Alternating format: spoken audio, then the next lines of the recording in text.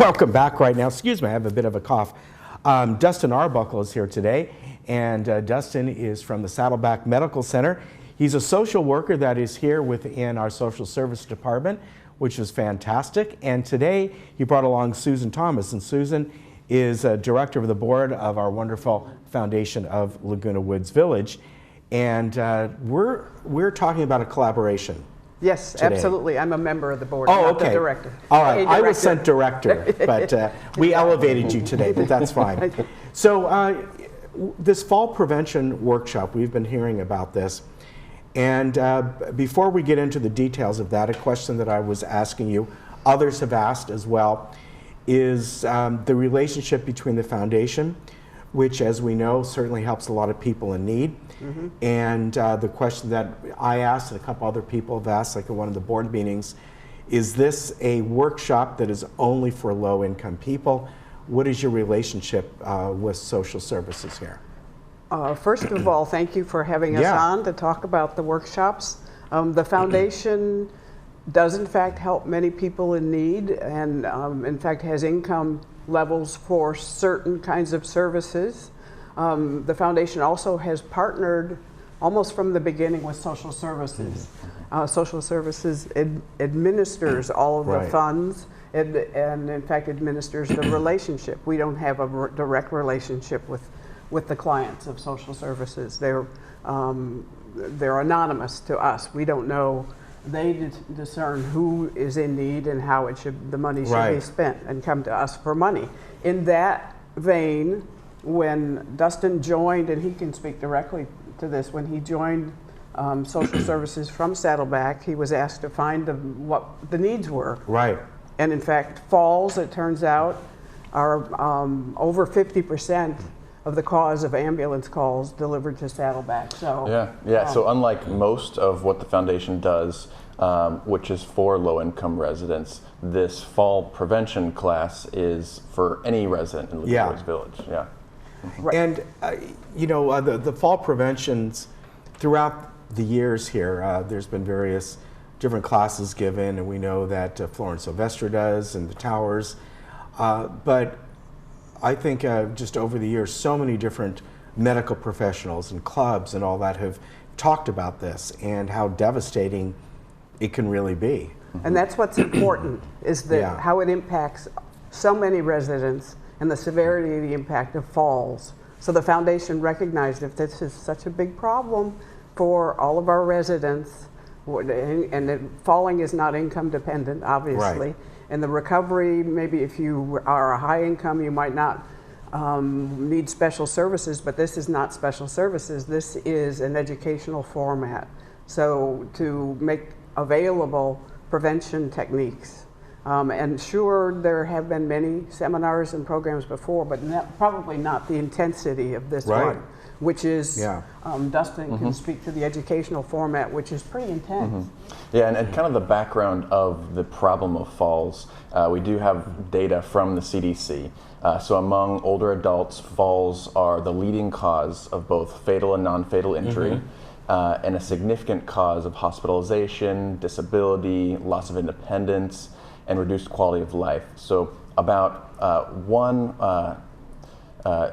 one time every 11 seconds, an older adult will be treated in the emergency department for a fall. That's how big it is in our nation. And I know when my mom was alive several years before, she had a fall and broke a hip, and it kind of escalated. Now, fortunately, that's not something that related to her passing away. That was, age. But, it got her down for quite a while.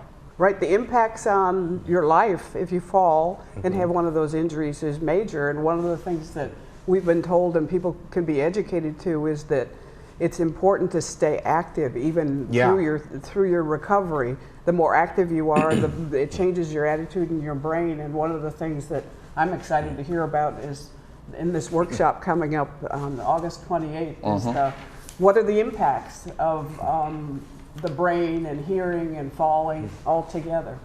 Yeah, so there's this other component to this program. Apart from the exercise component, there is this educational component.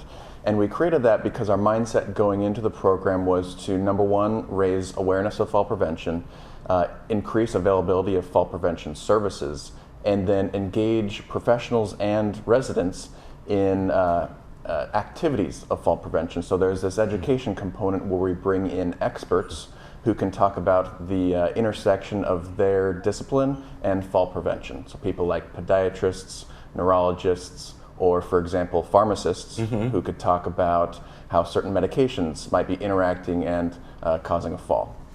Right. The 28th of August workshop is actually going to be Dr. Balaker, who is an ear, nose, and throat specialist with a tremendous specialty also in brain interactions and hearing interactions. So it's important for people to stay active and keep their brain engaged. Believe it or not, that impacts whether or not you fall. The more active you are, the less likely you are to fall.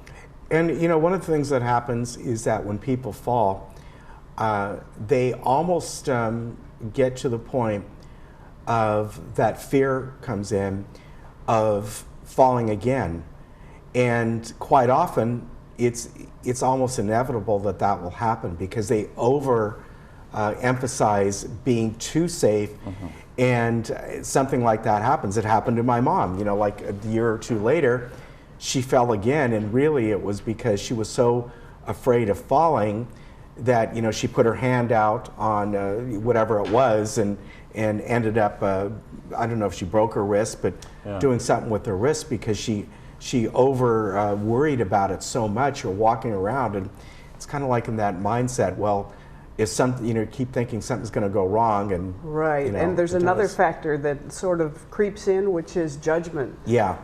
People who fall sometimes carry shame that in fact it's somehow their fault, and as soon as that shame and judgment takes over, then they start isolating themselves and not being active.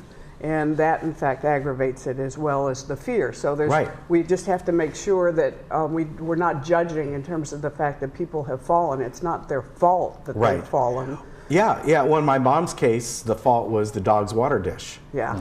And that goes to fall prevention as well, you know, where she had it. You know, the dogs drink, you know, water and goes all over the place, and that's exactly what happened with her. And we, you know, it's like, well, you know, for years, why do you have it right in the, well, we want to make it easy for the dogs, but that's a good point. Fall prevention quite often starts in the home, and what can you, first and foremost, make your environment safer? Yeah, and that's something I'm really interested in, because I see just about all the falls that happen, especially ones that go to Saddleback, and I'm lucky because I get to see a lot of clients who are 100 years old or even more, and I'll ask them kind of what their secret is, and what I hear is, you know, how important it is. It's crucial to stay active, stay social, and really maintain a positive outlook, and avoid as much as you can what doctors at Saddleback actually call PJ paralysis. Which is this temptation to, you know, hang around in the house with our PJs on. Yeah, and it's really debilitating. That's a good point. Yeah, we should tell that to my teenage daughter, or soon-to-be teenage daughter, which is common for them. But this workshop that's coming up, I know this is kind of a first in a series on August 28th. By the way, it's at Clubhouse 7, and it's free. No registration is required. But this is a series of things that you folks are going to be doing. Now, each workshop, are you going to emphasize one particular part? Like this one is with Dr. Balaker and hearing health. We certainly know, we all know this, even somebody who's young, you get a cold, your balance goes off. There's obviously that connection, the inner ear connection, which keeps us balanced. So that's the subject of this. Right. Yeah, so we're looking at different other specialists to come in, so ones that might be able to do certain vestibular testing is what it's called, where they might be able to check your balance even at a workshop like that. That'll be really great. Yeah, different neurologists, podiatrists, but yeah, our first is an otolaryngologist, which is an ENT. All right, easy for you to say. So that again is coming up on Wednesday, August 28th. It's at Clubhouse 7 from 2:30 to 4, and then going forward, you're going to be having this, it looks like about every other month at this point. Yeah, so from the schedule that we have up here. Yeah, so our first class, the good and bad news is it's full, but we are, registration is open for the other 3 classes, our Okay. next being in January. Okay. The place that you can sign up for that, you can either call 800-MEMORIAL, that's 800-636-6742, mention fall prevention, or you can sign up online at memorialcare.org/LW fall prevention.